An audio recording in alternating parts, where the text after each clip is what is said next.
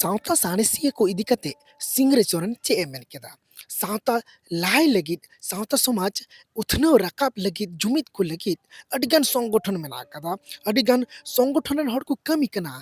आतो दिसम रे मेनखान सांतार समाज ओंडेगी मेना बांग लहा कना नुआ सावता समाज इदी कते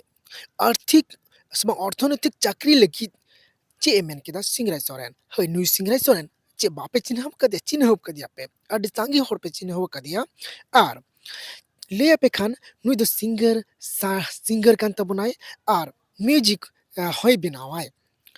चरक चिकल लेकाना फिल्म को संगते एमन सांथाड़ा फिल्म बनुआ जे नुआ स्टूडियो रे मिटटें बा मिटटें सिरिंग रिकॉर्डिंग गया सानाम फिल्म रे नुआ मिटटें सिरिंग ᱧᱟᱢᱚᱜᱚᱜ गया और जहाटा सिरिंग तैयार का उना को सिरिंग अडी आट को कुसी का आहर देला तो बाबू आंजम का लेके अबुरेन सिरिंग परुखिया और रू परुखिया चे मेन किदा सिंगराय सोरेन ओका जुग रे चो ओका अनाट सामांग काते चो हापड़ाम को मेन लेआ दिकु होताम पेड़ा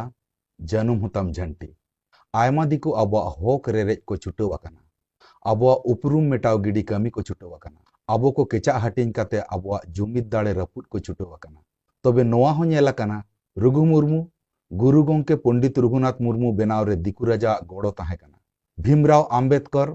बाबा साहेब भीमराव आम्बेडकर बनाव रे हो दिकु राजा गड़ो ताहे कना उनका के तिनंगान दिकु आबो भलाई उतनाव रे गड़ो को एम अगु आका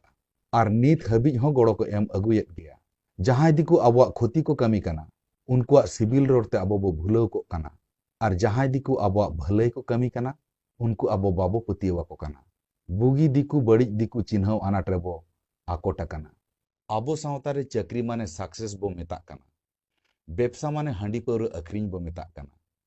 चक्री सुमुंग दो सक्सेस बांग कना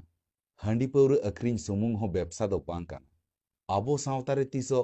बेपसा माने हो सक्सेस बो मेता इन हिलो आबो सावता रेना इकोनॉमिक लाहांती चका गुड्र बो ऐकव दाड़ेया।